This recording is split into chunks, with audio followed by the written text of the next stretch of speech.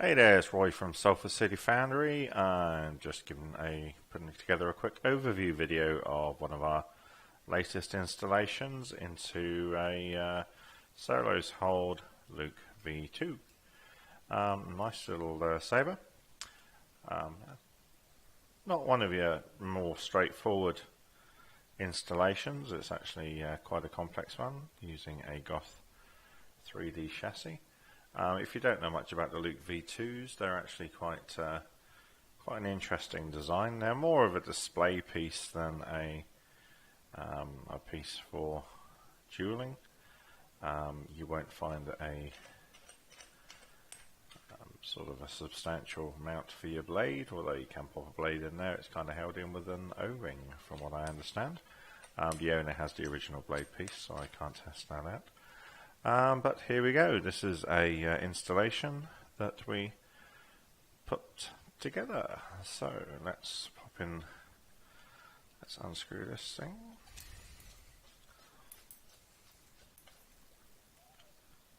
Okay, and let's pull the kill key. Okay, so we've got Goth 3D chassis in here. Got an accent LED just popping out of the dedicated LED hole. We have a crystal chamber with a flashing red and green LED. And if you haven't seen a Goth 3D chassis before, they're actually quite a pleasant little thing. So let's, whoops, and obviously I've just done that. You don't really have to loosen up the clamp to unscrew the bottom of the saber, but I kind of do it just in case. Right, so there we are. If you haven't seen the 3D chassis, they are made for display. In this particular hilt, you can actually slide out the chassis to show off your lovely crystal chamber. Okay, it was quite interesting putting this together. I'm going to flash a few videos up now. This chassis is actually designed for, what was it, the crystal focus board, is it? Or Prizm board. I've actually got a Nano Biscotti V4 in here, and this was something that budget wise I think the owner just fancied having a Nano Biscotti in there.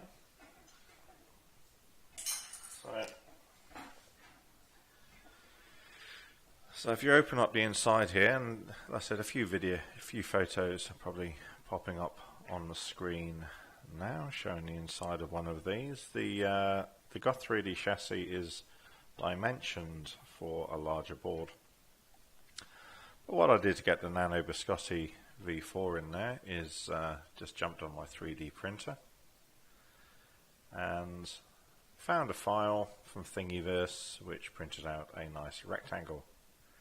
I think this was for a tabletop gaming figure, a bit like the old Warhammer stuff, so it was one of those. And you can just play around with the dimensions. You don't have to use any design software other than your slicer. Your slicer, you can just rescale these. And I just printed a few out of slightly varying sizes until I had one that fit nicely in the slot there. And then underneath the board, I used that to pop the resistors, and on top of that I just popped the Nano Biscotti V4. And you'll see the on the photos I would have popped up, there's a couple of wires. I've drilled a couple of holes in this, so the resistor wires actually came up and just soldered directly onto the board. It was nice and tidy, and then the rest of the wires just soldered on top. Okay, so what do we do to pop this together? If you you go through the instructions from the Goth 3D site, they exclusively tell you to use 30 AWG wire, which I did for the first attempt at installing this, but it's actually quite finicky. 30 AWG, and it's pretty difficult to do an installation without getting the odd break. So in terms of robustness, I actually pulled that installation out, started again from scratch, and had a bit of a play with my standard options that I like to use, which is the 26 and the 28. Now, because we're using a MBV4 board, we're only using a single activation switch, so that didn't have to wire a second switch here, which kind of freed up a bit of space with some wiring. And from the 18650, I actually wired 26 AWG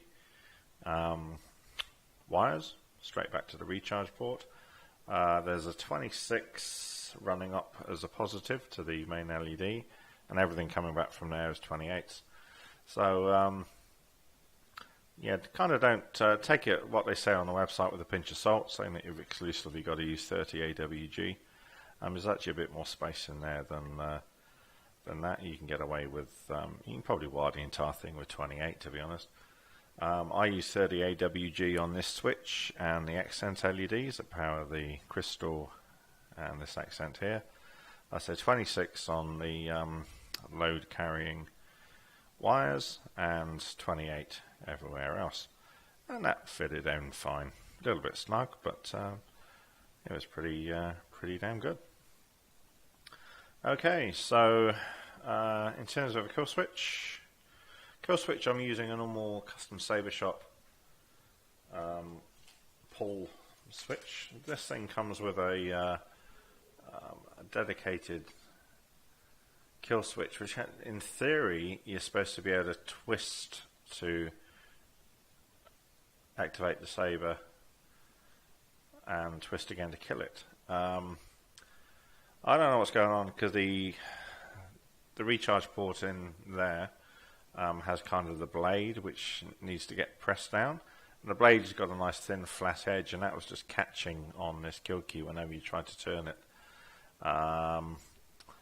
So rather than have run the risk of destroying that recharge port, which is hidden away under all the main wiring there, I actually just opted to pop in a custom Saber Shop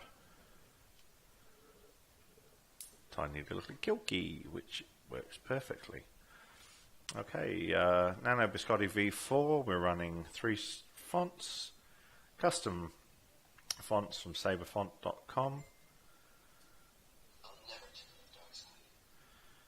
Okay, so dedicated startup there.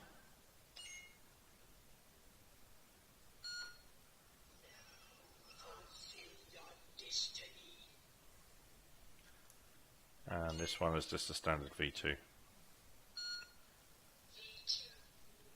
Okay, so the default font is a... Oh, I wish they were in front of me. I could tell you what these are, but they're actually quite exciting. Nice fonts.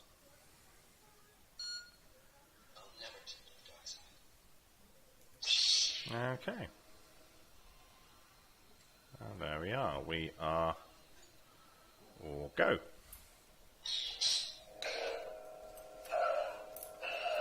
Thing about Sabers, as you probably know, in terms of volume, most of your volume actually comes from the... Oops, let me screw that in a little bit further.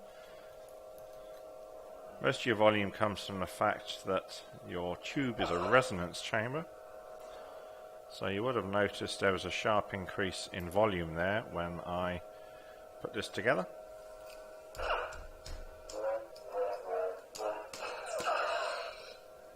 Okay. So in terms of main LED, we're running a dual green LED with a red flash on clash, which gives a yellow flash on clash effect when it mixes with the green.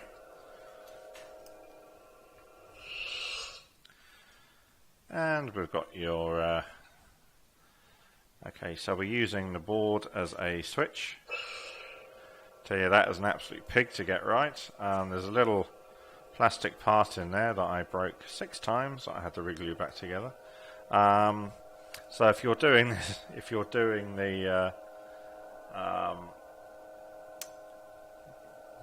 you're...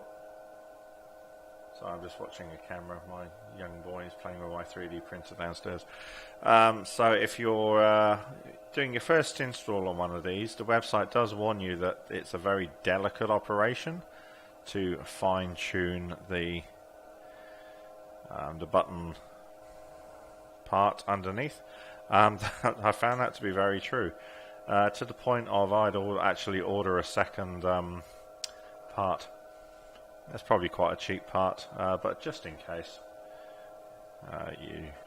things go wrong.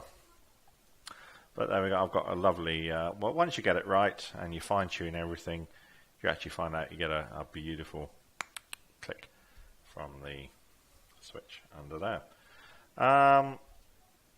As you probably gathered, this was actually my first installation using a Solos Hold V2 and a Goth 3D chassis. It was far from a trivial exercise. Quite fun, actually. Kudos to the owner for asking me to do the installation. I was very upfront and said it was my first and I'd be learning a little bit while I did it. But it was actually quite good fun to actually put this together. So this will be on its way back to Australia from New Zealand for the new owner to have a really good play with, and yeah, I really hope he enjoys it. I said it was quite good fun actually putting this together. Got 3D chassis. You're paying about $100 for the chassis, which I feel is expensive, but if it's, it's something that's it's actually incredibly pretty, and these parts are actually printed, 3D printed in metal. The rest is got a really nice matte finish on the plastic.